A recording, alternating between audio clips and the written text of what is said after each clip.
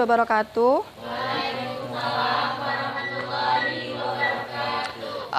Pada kesempatan ini saya akan menyampaikan tindakan ya tentang fisioterapi dada. Fisioterapi dada yang pertama pada anak ya, kemudian yang kedua pada bayi. Pada anak kurang lebih sama, yaitu dilakukan pada orang dewasa. Cuma nanti toleransi untuk dilakukannya clapping hand ya atau vibrasi itu mungkin lebih ringan ya dibandingkan pada orang dewasa.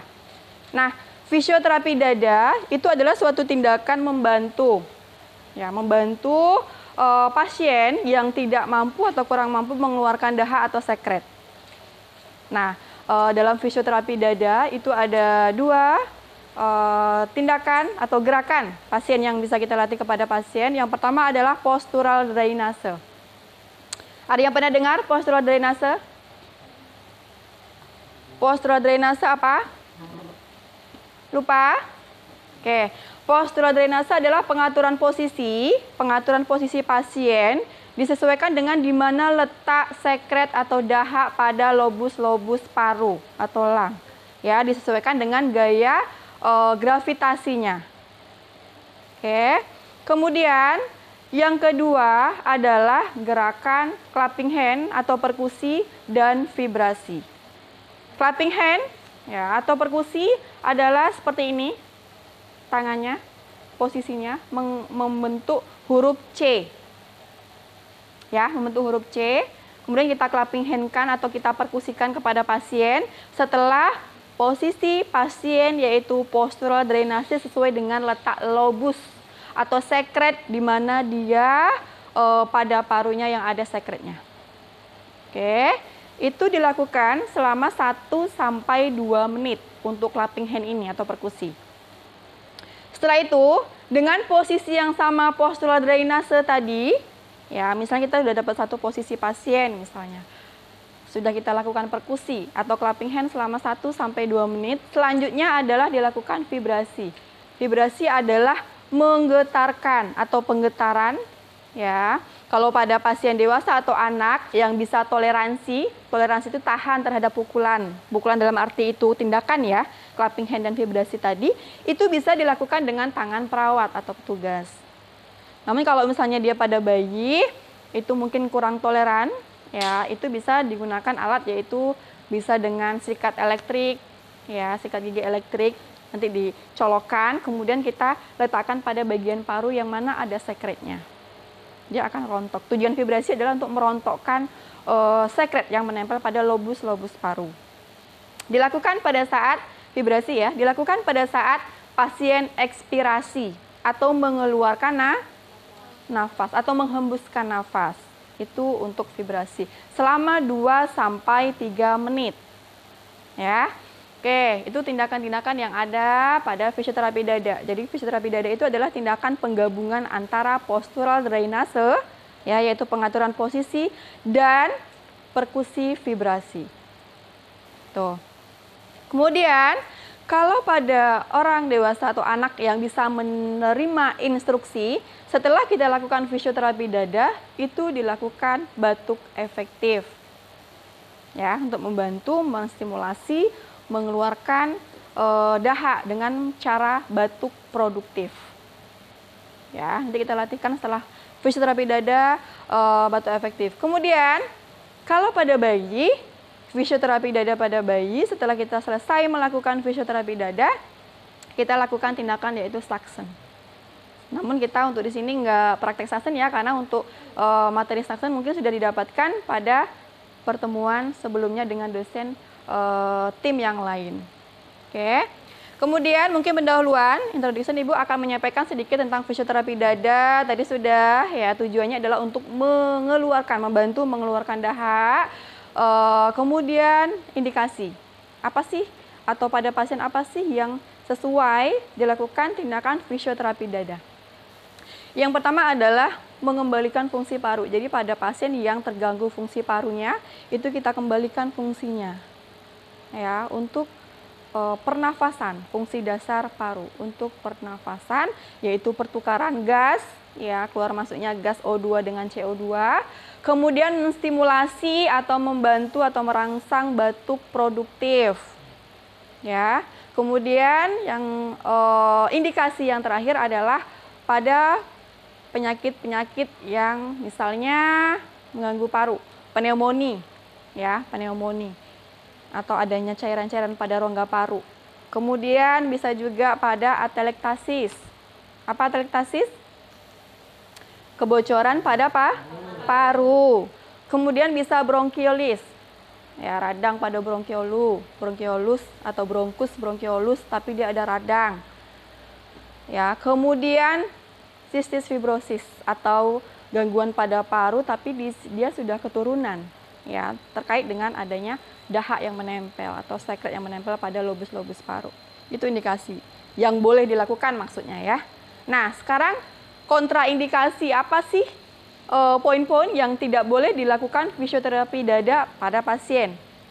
Yang pertama adalah apa? Ada yang tahu? Kira-kira nggak boleh kita ini melakukan menupuk-nupuk pada dada pasien, yaitu pada pasien apa saja? Hah?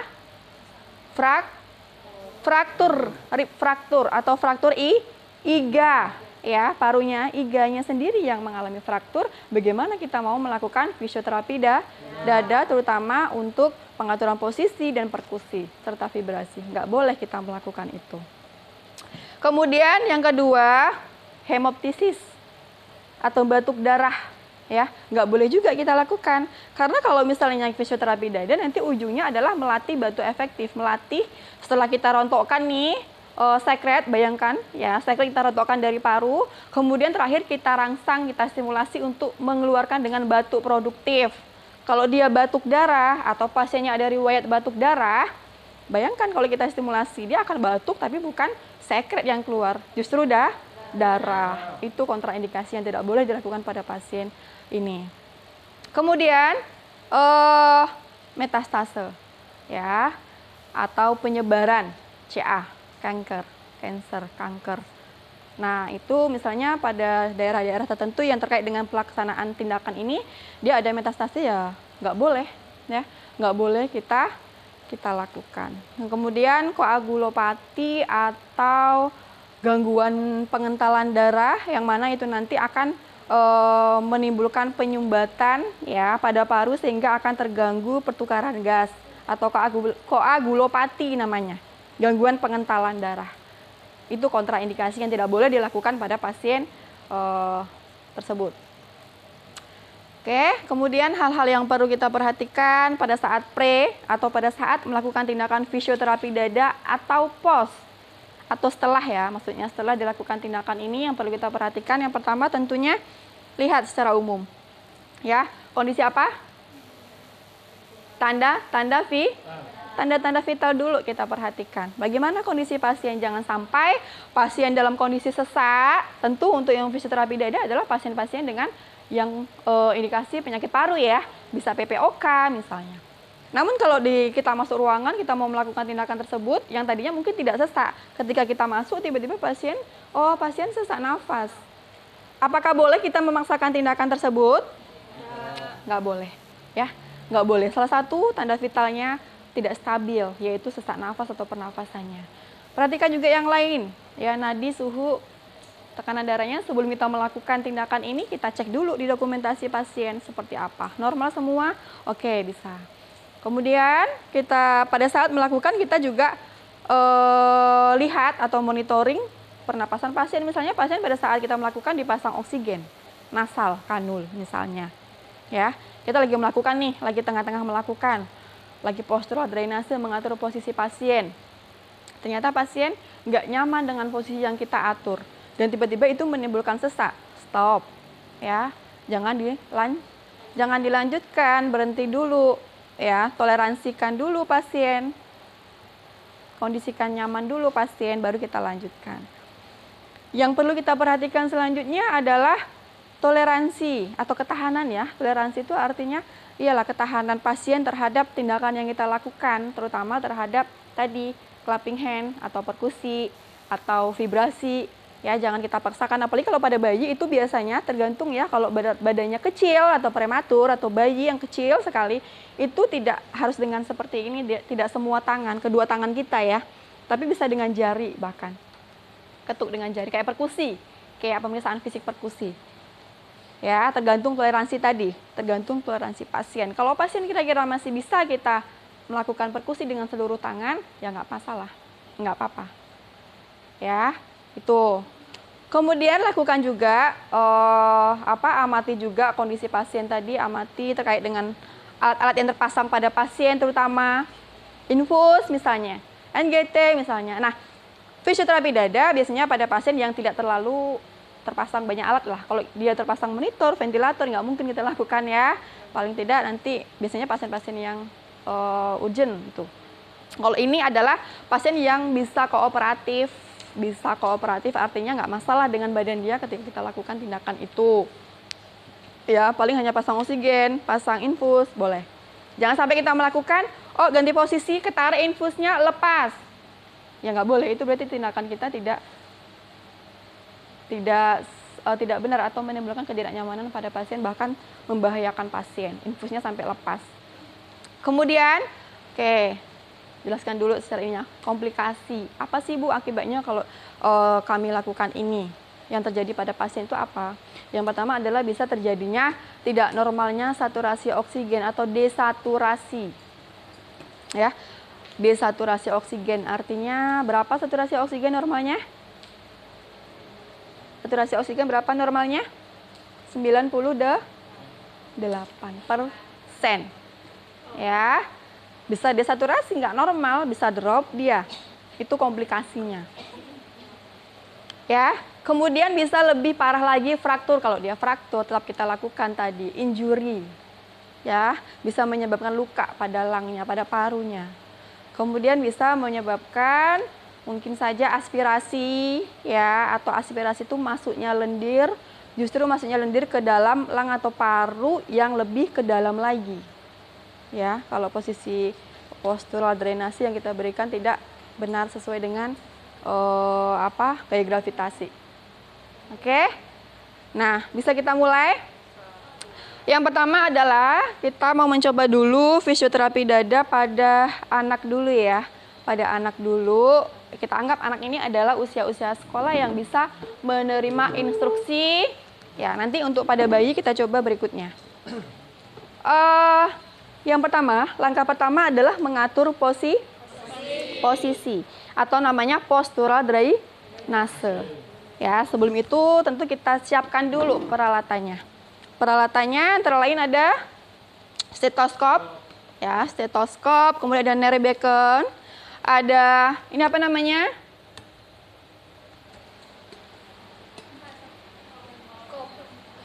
Pot sputum. Ya, gelas untuk air hangat, ya, kemudian tisu atau untuk membersihkan nanti ketika keluar lendir atau dahak. Kemudian setelah kita persiapkan alat-alat, tentu kita ya mempersiapkan diri kita, yaitu cuci tangan dan lain sebagainya. Tidak Ibu praktekkan karena Ibu anggap sudah bisa semuanya.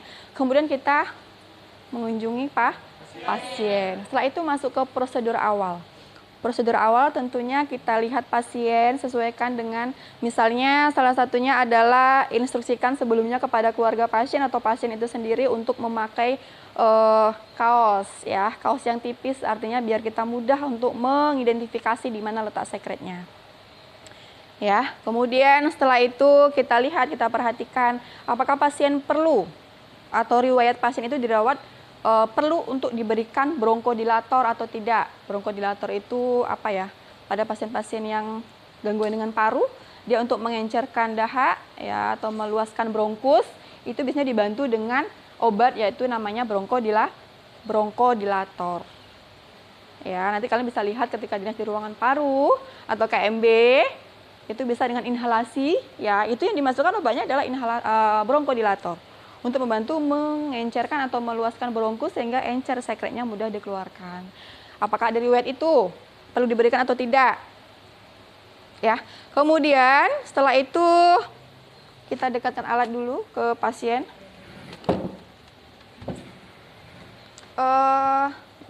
Tolong sejajarkan posisi tempat tidurnya.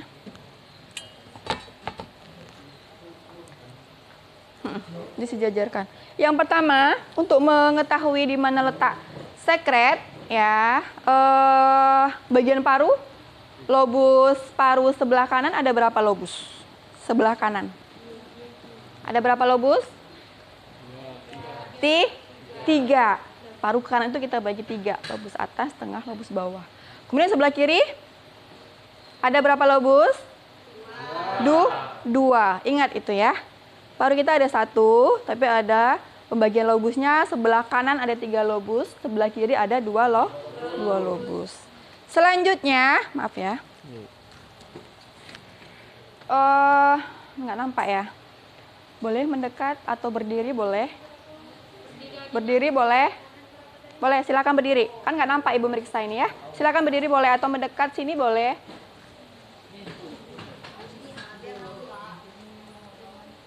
Jangan ditahan. Jangan ditahan.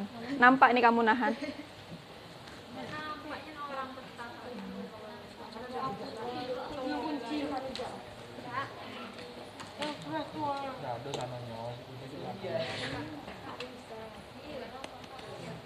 Sudah? Sebelah kanan. Maaf ya Pinky.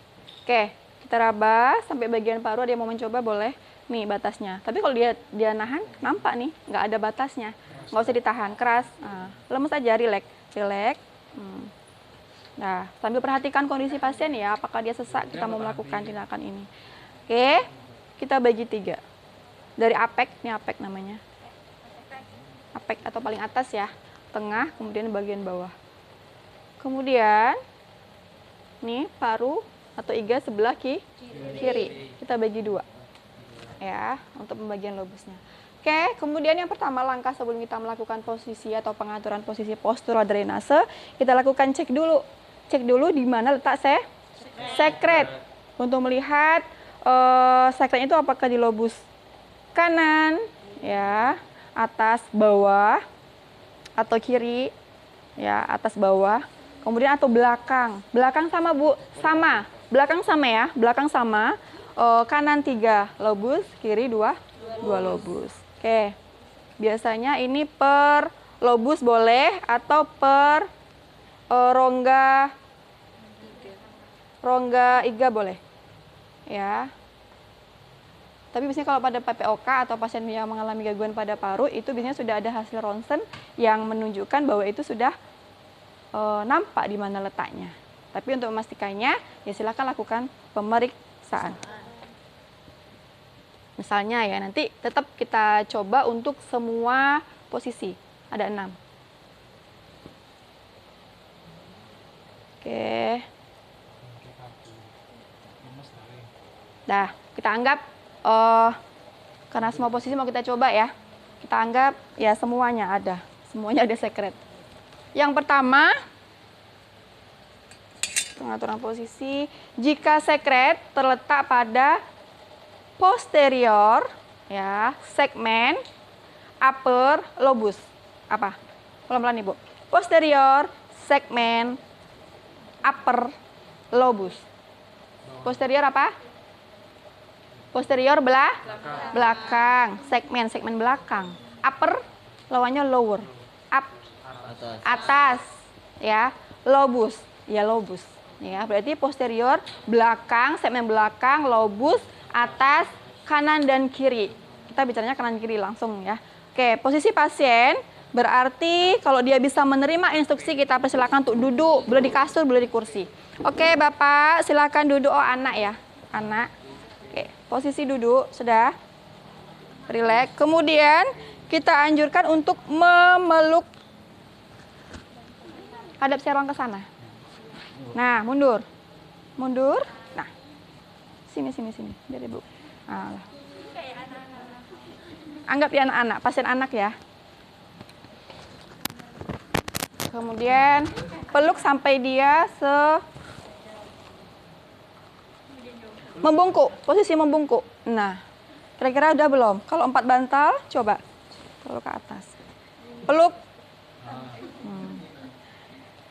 Gini. Oke. Ya. Nih, batasnya. Dia lobus atas, ya, posterior segmen upper lobus. Lobus atas, kanan, dan kiri. Oke. Ini postural drainase atau posisi yang pertama. Yang kedua, langkahnya apa tadi setelah dilakukan postural drainase? Langkahnya yaitu lakukan clapping hand atau perkusi dengan posisi tangan membentuk huruf C selama 1-2 menit. Oke, kita lakukan. Membungkuk atau sepertinya kurang nyaman kamu. Nah, dah? Oke. Selama 1-2 menit gantian. Enak. Ya. Ini tujuannya adalah untuk ya merontokkan ya sekret yang ada di lobus atas. Setelah ini lakukan yang ketiga, vibrasi atau menggetarkan atau penggetaran selama 2-3 menit. Oke, tarik nafas, Dek. Oke, hembuskan. Sambil kita rasakan, dia ada 2, ada yang seperti ini boleh. Ya, ada yang menggetarkan dari kita bergetar ya, bukan hanya. Kalau pada bayi itu bisa sikat gigi elektrik, artinya alat itu letakkan di sini, sambil dicolokkan dia akan menggetarkan sendiri. Ya. 2-3 menit pada saat pasien ekspirasi. Perhatikan.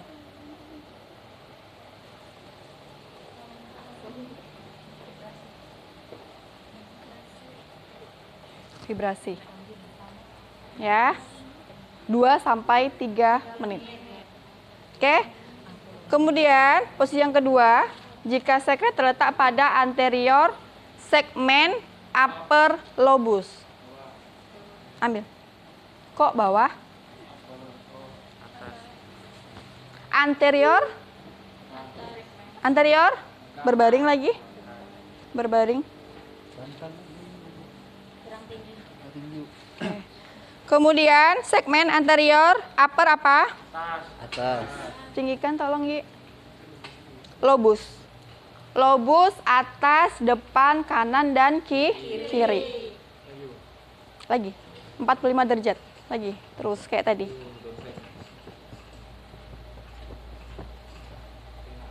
Oke, udah. Oke. Ini bisa kalau alatnya nggak memenuhi ya. Kaos kakinya dipakai lagi. Aduh, Anggi. Nggak apa-apa, udah. Dah. Ini bisa posisi perawat menyesuaikan, bisa dari belakang, ya, bisa dari sini.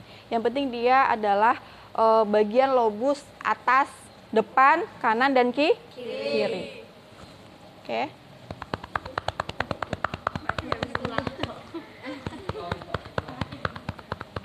Sakit.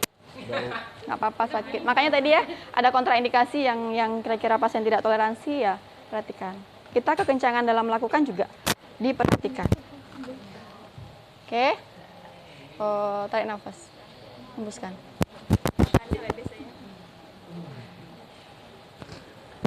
Ya. Sudah, Hendy? Oke. Lakukan ini kanan dan kiri 2-3 menit vibrasinya. Ya, posisi kedua. Kemudian postural drainase yang ketiga. Ya, jika sekret terletak pada lingula atau anterior mid lung, bagian depan, tapi dia mid apa mid? Tengah. Lung paru. Ya, posisinya adalah boleh diturunkan, disejajarkan kepalanya.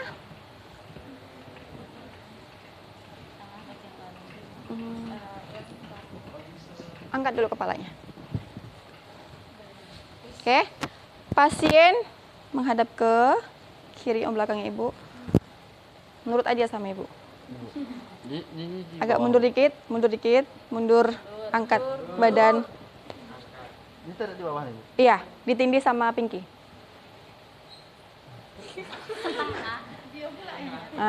Oke. Aduh. Geser ke sana dikit lagi, geser ke sana dikit lagi. Oke. Dah. Gini, Pinky. Kamu ke belakang dikit, kemudian ngadep ke sana. Nah, dah. Ya. Mid elang. Mid tengah paru. Ya, lakukan sini. Oke.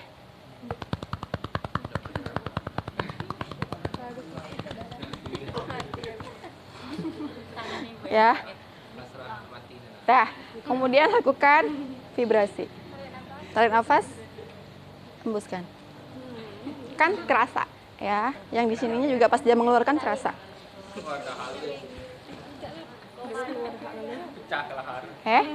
Ini untuk posisi yang ketiga. Ya, selanjutnya posisi yang keempat yaitu jika anterior segmen lower lobus. Apa? Ayo, anterior segmen lower lobus. Bawah, anterior? Anterior, depan. Kaki tolong tinggikan, operator. Kepala tetap.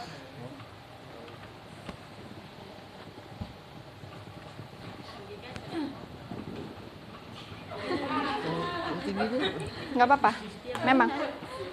Udah. Kira-kira 45 derajat ya. Oke. Ya jadi gini. Posisinya kita bayangkan gini. Kalau misalnya backnya tidak memenuhi, ya ini gunanya bantal. Backnya tidak memenuhi bisa dibantu dengan bantal, misalnya di sini boleh. Ya, jadi intinya kepalanya bisa turunkan sedikit. Kepalanya turunkan sedikit. Kepalanya bisa. Udah mentok ya. Oke. Kepalanya nggak usah pakai bantal, Bu. Iya, Bu. Iya, nggak usah pakai bantal. Boleh. Intinya kepala semua meninggal. Di mana posisinya? Yuk silakan yang bisa. Salah dibenarkan. Boleh. Tunjuk aja.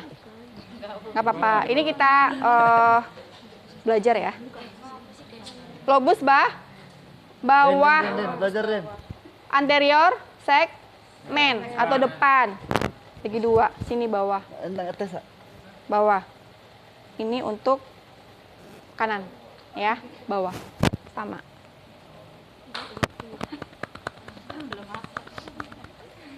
Sudah. Sama ya.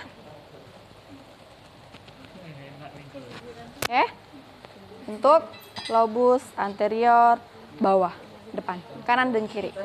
Selanjutnya belakang, biar mudah posisinya. Belakang, posterior, posisi 5. Posterior segmen lower lobus. Telungkup. Nggak apa-apa, tetap.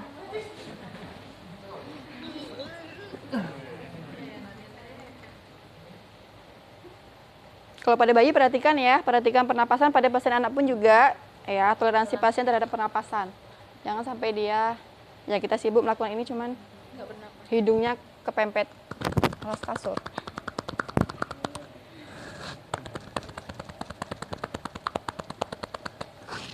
Dah, vibrasi. Oke, posisi terakhir pada anak, posisi terakhir yaitu lateral. Lateral segmen lower lobus. Yuk. Pasien menghadap ke membelakangi pemeriksa. Baring. Baring. Baring. Baring. Baring. Baring menghadap atau membelakangi pemeriksa. Menghadap ke kiri. Lurus, lurus, lurus, lurus. Enggak, tetap tinggi.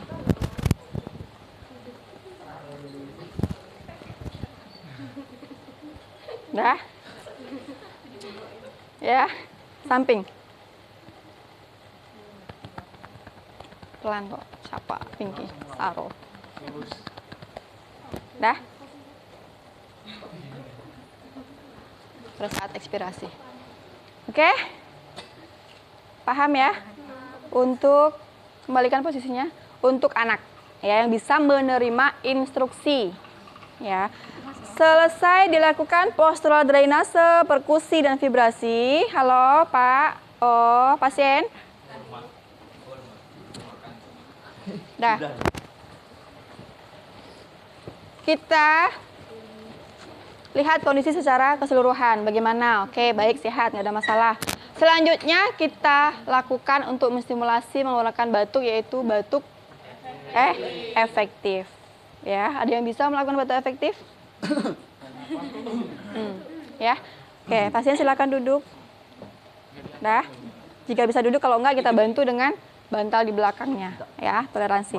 Kemudian kita anjurkan dulu kepada pasien dengan bahasa yang bisa dimengerti oleh pasien, ya, Dek. Nanti Adek akan saya berikan instruksi, ya, untuk melakukan batuk efektif. Tarik nafas yang pertama, kemudian hembuskan. Tarik nafas dulu, belum. Ibu kakak instruksikan dulu, kan perawatnya ini ya. Yang pertama tarik nafas dulu, tahan, kemudian nanti dihembuskan. Yang kedua seperti itu, tarik nafas, tahan, hembuskan. Yang ketiga tarik nafas, tahan dalam hitungan detik. Nanti ibu akan menginstruksikan untuk batuk. Nah, batukan dengan keras, ya. Paham? Paham. Nanti ketika batuk, harusnya kalau kita benar melakukan,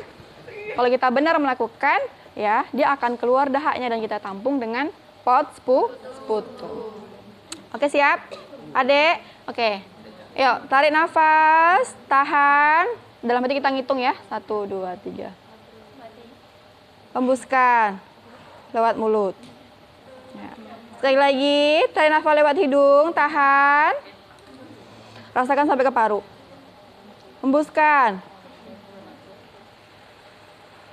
Sekali lagi, tarik nafas lewat hidung, tahan, batukan dengan keras. Ya, kita anggap ini misalnya ada sekret, ada dahak, tutup. Hati-hati nih kalau misalnya kasusnya kasus TB tapi di ruangan tersendiri ya. Kalau TB dahaknya menular, ya, lewat droplet kita hembus nanti bisa aja. Tutup, kemudian ya seperti biasa kita bersihkan, ya. Kemudian air hangat. Boleh diinikan, boleh tidak. Ya, fleksibel lah ini. Oke. Silakan istirahat senyaman pasien. Kita rapikan pasien, rapikan alat, kemudian lakukan evaluasi. Evaluasi apa yang dilakukan? Terutama terhadap tindakan. Tindakan apa yang kita lakukan tadi adalah sekretnya, bentuk sekretnya seperti apa, warnanya apa, bentuk indikasi sekretnya apa. Ya, itu untuk menjawab apa kondisi pasien setelah dilakukan tindakan ini. Ya, kalau pada bayi berarti dilakukan suction, nggak usah batuk efektif. Oke, jelaskan kepada ibu. Tetap, itu satu paket ya.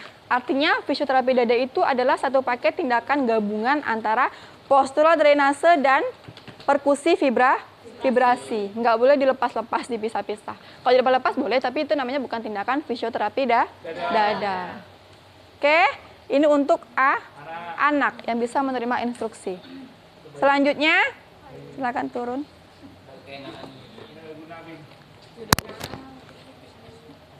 Ini pada bayi, kita pakai itu aja yuk bednya. Boleh. Ini alatnya boleh bawa ke sana nggak? Ini kurang tinggi soalnya. Kita akan mempraktekkan cara melakukan fisioterapi dada, yaitu pada bayi, ya, pada bayi.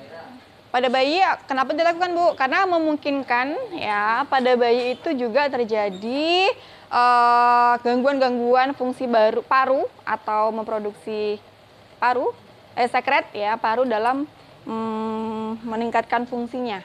Ya, terjadi gangguan yaitu salah satunya adalah karena adanya dahak atau sekret. Oke, satu sama.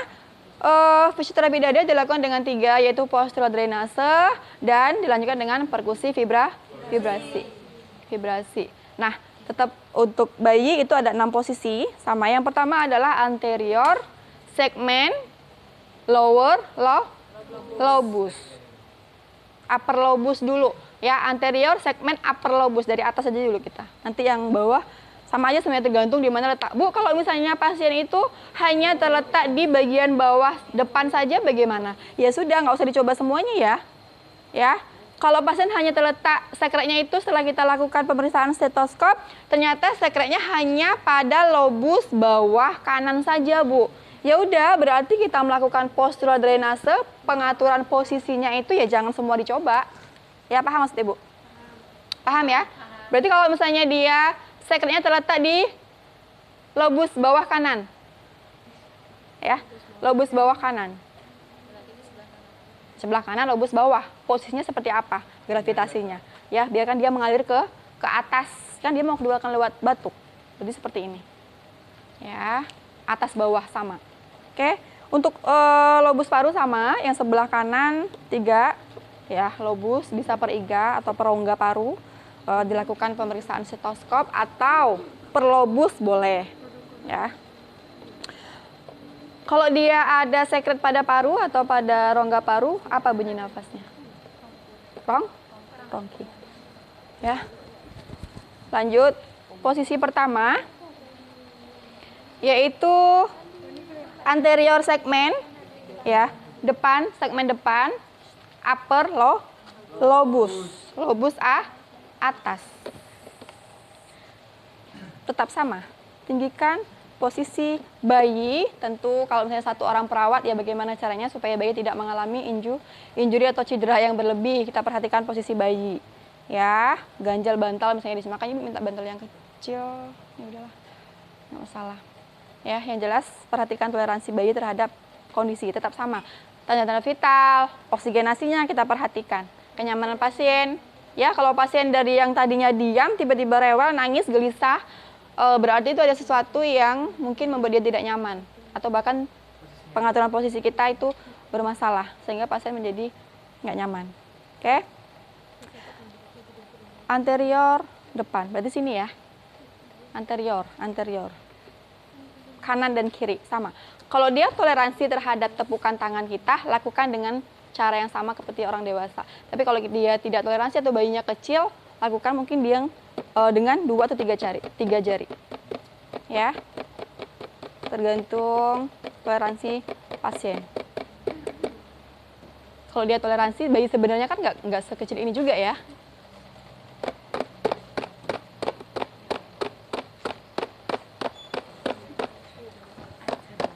Sama, perkusi atau clapping hand selama 1 sampai 2 menit.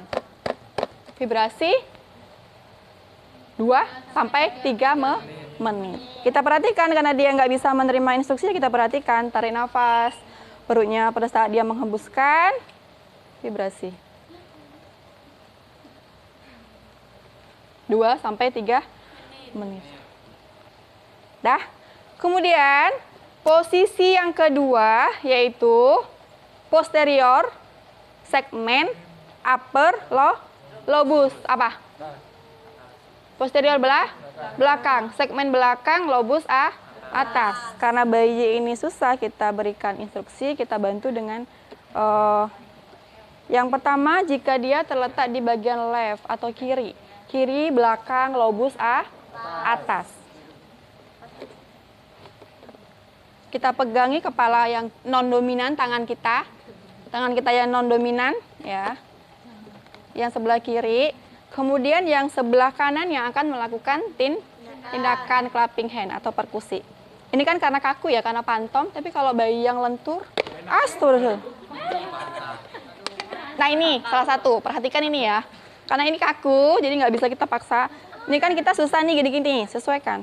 Nah, kalau pada bayi yang beneran, yang apakah tidak sekaku ini, ya dia agak lunak. Tangan kiri pegang, perhatikan kepala pasien. Ya bisa gini, Yang jelas dia tidak menimbulkan cedera. Ya. Tangan kanan lakukan. Ini left, ya left atau bagian kiri atas, pose T. 1 sampai 2 menit. Vibrasi. Ya, sama. Dah. Kemudian untuk yang sebelah right atau kanan berarti sebaliknya. Ya. Sebaliknya bagaimana kita bisa menjangkau lobus posterior atas sebelah kanan. Kepala. Ya. Fantom yang ini nggak ada ya, si pen? Ya, lanjutkan vibrasi 2-3 menit. Oke? Untuk yang penting tahu posisinya dulu, tahu posisinya. Ini untuk postural drainase posisi posterior segmen upper lobus. Sudah? Kemudian jika sekret terletak pada daerah sama kayak yang dewasa tadi, yaitu anterior mid lung, ya, tengah-tengah antara paru sini. Boleh menghadap ke sana, boleh. Tapi kalau bayi mungkin susah, ya udah hadapkan ke sini. Tangannya susah ya. Ini yang tangan kiri pasien dikeataskan, ya, biar tidak mengganggu. Kalau dia ke sini, dia tetap akan mengganggu kita melakukan perkusi ke atas. Ini sejajar dengan seperti ini badan. Ya, ini tetap posisinya tetap sama, ditinggikan. Dah, mid lung sini kita lakukan.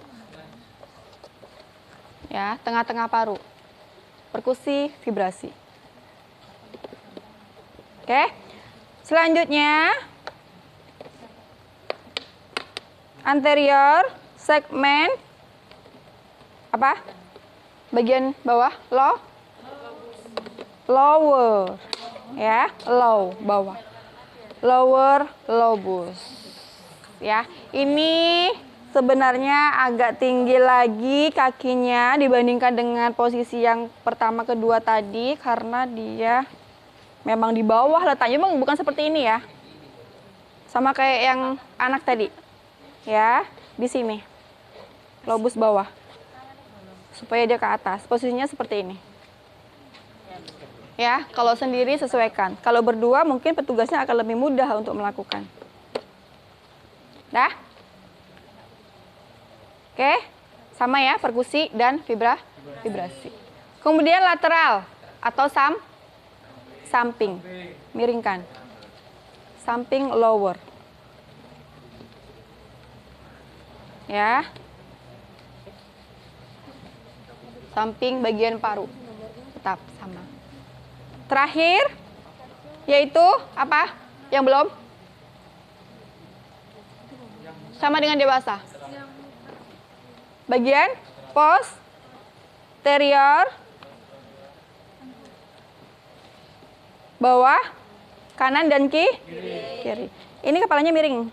Jangan sampai dia hidup. Hidungnya ketutup. Ya, perhatikan. Tetap sama. Lakukan perkusi, vibrasi sampai 2-3 menit. Oke? Terakhir, setelah lakukan ini, baru lakukan suction. Oke, tidak semua, tadi bilang tidak semua, posisi kita cobakan. Tergantung di mana letak sekret. Suction, Ibu anggap sudah bisa lah semuanya, sama Bu Hela kan. Kemudian setelah itu baru lakukan pengecekan dengan stetoskop. Untuk apa, Bu? Sama dengan anak tadi ya. Sama dengan anak tadi, setelah dilakukan fisioterapi dada, tetap dilakukan pengecekan dengan menggunakan stetoskop. Ya. Bagian parunya. Harusnya sih berbeda. Ya, kalau memang belum keluar sekretnya mungkin bisa sama. Cuman kalau memang sudah bisa dikeluarkan sekretnya harusnya dia berbeda. Bunyinya maksudnya ya, hasil bunyi atau auskultasi yang kita lakukan. Biasanya bunyinya seperti apa, Bu? Ronki tahu bunyinya. Wheezing, kalau wheezing jelas ya, berisik sama kayak stridor, itu wheezing. Kalau ronki gimana dia ngorok seperti orang ngorok. Ya, seperti orang ngorok. Akan jelas pada pasien yang itu yang memang mengalami gangguan pernapasan dengan ronki. Oke, baik, evaluasi tetap sama. Kita mengevaluasi kondisi pasien ya dari semuanya, tanda-tanda vital, toleransi oksigenasi, kemudian alat-alat yang dipasang kepada pasien dan sebagainya. Kemudian rapikan alat dan lakukan evaluasi tindakan, lihat apakah hasil dari sekret yang sudah dikeluarkan oleh pasien, bagaimana konsistensinya. Oke.